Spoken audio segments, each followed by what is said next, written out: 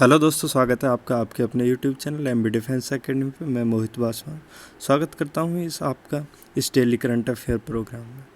आज है 1 फरवरी 2021। तो आज हम 1 फरवरी की जो भी मोस्ट इम्पोर्टेंट करंट अफेयर होगी उसको यहाँ पर डिस्कस करेंगे। और ये जो करंट अफेयर है सभी one day exams like SSC, railway, police, air force, navy, TET जैसी सभी एक दिवसीय परीक्षाएं उनके लिए इम्पोर्टेंट रहता है, क्योंकि सभी गवर्नमेंट जॉब्स में जो भी एग्ज़ाम होता है उसमें करंट अफेयर का रोल ज़रूर रहता है। उसमें कुछ ना कुछ प्रश्न करंट अफेयर से ज़रूर लिए जाते हैं, तो इसलिए करंट अफेयर कहीं ना कहीं बहुत इम्पोर्टेंट है। तो चलो शुरुआत करते हैं और देखते हैं सबसे पहले जो लास्ट क्लास में आपको प्रैक्टिस क्वेश्चन दिया था उसका सही आंसर क्या था। आप में से भी कुछ लोगों ने इसके सही जवाब कमेंट बॉक्स में दिए हैं। तो क्वेश्चन था, क्या भारतीय संविधान में उल्लेखित मौलिक अधिकारों में संशोधन किया जा सकता है? ऑप्शन 2 थे यस और नो।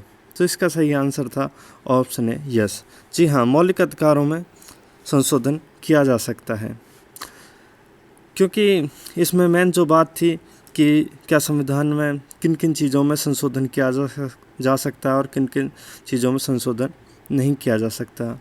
तो जो भी चीज़ें हैं जो संविधान के मूल ढांचे से संबंधित हैं, जो बेसिक स्ट्रक्चर से संबंधित है, केवल उनको छोड़ के बाकी संविधान में सभी चीज़ों में संशोधन किया जा सकता है। तो जो मौलिक अधिकार हैं उनमें भी संशोधन किया जा सकता है, बशर्ते जो संविधान का मौलिक ढांचा है, जो बेसिक स्ट्रक्चर है, वो उससे प्रभावित नहीं होना चाहिए। चलो तो फिर आगे बढ़ते हैं और देखते हैं आज के जो करंट अफेयर के इम्पोर्टेंट क्वेश्चन हैं उनको। तो देखते हैं सबसे पहला क्वेश्चन क्या है। तो सबसे पहला क्वेश्चन है, कला उत्सव का आयोजन किस मंत्रालय द्वारा किया जाता है? स्क्रीन पर आपको 4 ऑप्शन दिए गए हैं। ऑप्शन ए है केंद्रीय शिक्षा मंत्रालय, ऑप्शन बी कला व संस्कृति मंत्रालय, ऑप्शन सी केंद्रीय गृह मंत्रालय, ऑप्शन डी इनमें से कोई नहीं। तो जो इसका सही आंसर है वो है ऑप्शन ए केंद्रीय शिक्षा मंत्रालय। जी हाँ, जो कला उत्सव 2021 का जो आयोजन वो किया गया है अभी, वो किसके द्वारा किया गया है? केंद्रीय शिक्षा मंत्रालय के द्वारा। तो इसका सही आंसर हो जाता है ऑप्शन ए। अगर इसके उद्देश्यों की बात कर लेते हैं तो इसका उद्देश्य है शिक्षा में कला को प्रोत्साहित करना, और ये माध्यमिक स्तर के जो विद्यालय हैं उनमें आयोजित किया जाता है। अच्छा, ये अभियान किसके तहत चला गया था? तो ये RMSA, राष्ट्रीय माध्यमिक शिक्षा अभियान, इसके तहत चलाया गया था। इसके साथ ही हम कुछ अन्य पहलुओं की बात कर लेते हैं जो कला को प्रोत्साहित करने के उद्देश्य से की गई हैं। तो उनमें है एक कला संस्कृति विकास योजना। जी हाँ, कला संस्कृति विकास योजना, इसका उद्देश्य भी कला को प्रोत्साहित करना है। इसके बाद नेक्स्ट क्वेश्चन देखते हैं, क्वेश्चन नंबर 2 को। तो क्वेश्चन नंबर 2 है कि प्रबुद्ध भारत नामक एक मासिक पत्रिका है, यह कब शुरू की गई थी? ऑप्शन ए 1892 ईस्वी में, ऑप्शन बी 1894 ईस्वी में, ऑप्शन सी 1896 ईस्वी में, ऑप्शन डी इनमें से कोई नहीं। तो आपको सही आंसर बताना है। तो इसका जो सही आंसर है वो है ऑप्शन सी 1896 ईस्वी में। ये जो प्रबुद्ध भारत नाम की पत्रिका है, तो इसका अभी 125वां, कौन सा 125वां जो वार्षिक उत्सव है वो आयोजित किया जा रहा है, और इसको 31 जनवरी को मोदी जी द्वारा संबोधित किया गया। अब बात कर लेते हैं इस प्रबुद्ध भारत नामक पत्रिका से रिलेटेड कुछ फैक्ट के बारे में। तो एक रामकृष्ण मिशन की पत्रिका है। जी हाँ, रामकृष्ण मिशन। और जो इसकी शुरुआत की गई थी वो स्वामी विवेकानंद जी ने की थी, और उनके जो गुरु थे रामकृष्ण परमहंस, उनके आग्रह पे की थी। कब? 1896 ईस्वी में। तो आई होप ये आपको समझ में आया होगा। नेक्स्ट क्वेश्चन की तरफ बढ़ते हैं, क्वेश्चन नंबर 3। तो क्वेश्चन नंबर 3 में क्या पूछा गया है? हाल ही में CSIR ने किस केंद्र शासित प्रदेश के साथ समझौता किया है? Option A Delhi, option B Ladakh, option C Jammu Kashmir, option D इनमें से कोई नहीं।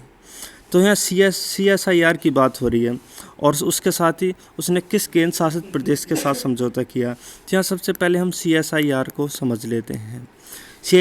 CSIR है क्या? तो CSIR का पूरा नाम है science and industrial research council. Hindi में इसको समझें तो वैज्ञानिक एवं औद्योगिक अनुसंधान काउंसिल, मतलब समिति। तो इसका जो उद्देश्य है वो यहाँ के जैव संसाधनों का उपयोग कर यहाँ नकदी जो फसलें हैं उनकी शुरुआत करना है। कहाँ पे? लद्दाख वाले क्षेत्र में। तो इसका सही आंसर हो गया ऑप्शन बी, लद्दाख। इसके बाद नेक्स्ट देखते हैं क्वेश्चन नंबर 4 क्या। तो क्वेश्चन नंबर 4 है शहीद दिवस कब मनाया जाता है? ऑप्शन ए 30 जनवरी, ऑप्शन बी 1 फरवरी, ऑप्शन सी 2 फरवरी, ऑप्शन डी इनमें से कोई नहीं। तो जो इसका सही आंसर है वो है ऑप्शन ए 30 जनवरी। शहीद दिवस 30 जनवरी को मनाया जाता है। किस लिए? क्योंकि यह महात्मा गांधी की जो पुण्यतिथि है उस पर प्रतिवर्ष मनाया जाता है। और जो महात्मा गांधी का जो निधन हुआ था वो 30 जनवरी 1948 कब? 30 जनवरी 1948 को हुआ था। कैसे हुआ था? जो नाथूराम गोडसे था उन्होंने इनकी हत्या कर दी थी। कहाँ पे? दिल्ली के बिड़ला हाउस में। तो इसको भी आप याद रखेंगे, ये बिड़ला हाउस। उसके साथ ही अगर महात्मा गांधी जी के जन्म की बात करें तो इनका जन्म 2 अक्टूबर 1869 ईस्वी को हुआ था। कहाँ? गुजरात में, और गुजरात के पोरबंदर ज़िले में। इसके बाद नेक्स्ट क्वेश्चन देखते हैं, क्वेश्चन नंबर 5 क्या है। तो क्वेश्चन नंबर 5 है कि कृष्णदेव सेठी जिनका हाल ही में निधन हुआ है किस विधानसभा से संबंधित है? Option A Jammu Kashmir, option B Bihar, option C Uttar Pradesh, option D इनमें से कोई नहीं। तो ये जो कृष्णदेव सेठी हैं इनका भी हाल ही में 93 वर्ष की आयु में 93 वर्ष की आयु में अभी निधन हो गया। और ये जम्मू कश्मीर विधानसभा क्षेत्र से संबंधित थे। और ये जम्मू जो कश्मीर संविधान सभा थी उसके एकमात्र जीवित सदस्य थे। अब आपको यहाँ लग रहा होगा कि जम्मू कश्मीर की संविधान सभा ये अलग से कहाँ आई? तो हाँ, जम्मू कश्मीर के संविधान बनाने के लिए एक अलग संविधान सभा का गठन हुआ था। कब हुआ था? 1951 में, जब वहाँ अलग संविधान की मांग की गई थी। तब 1951 में वहाँ एक जम्मू कश्मीर के लिए संविधान सभा का गठन हुआ था। और इस जो संविधान सभा ने जो संविधान बनाया था उसको 1956 ईस्वी में भारत सरकार द्वारा अपना लिया गया था।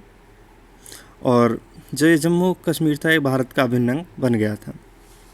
इसके बाद देखते हैं क्वेश्चन नंबर 6 क्या है। तो क्वेश्चन नंबर 6 है कि ताइवान के वायु रक्षा क्षेत्र में किस देश के फाइटर विमानों ने हाल ही में अवैध प्रवेश किया है? Option A America, option B चीन, ऑप्शन सी रूस, ऑप्शन डी पाकिस्तान। तो इसका सही आंसर है ऑप्शन बी चीन।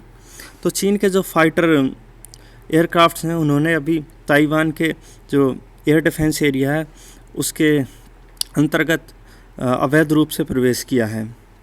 इसके कुछ फैक्ट ये हैं कि जो ये चीन है ये ताइवान को अपना हिस्सा मानता है और उसको अपना हिस्सा बताता है, जबकि ताइवान एक संप्रभु राज्य घोषित कर चुका है अपने आप को।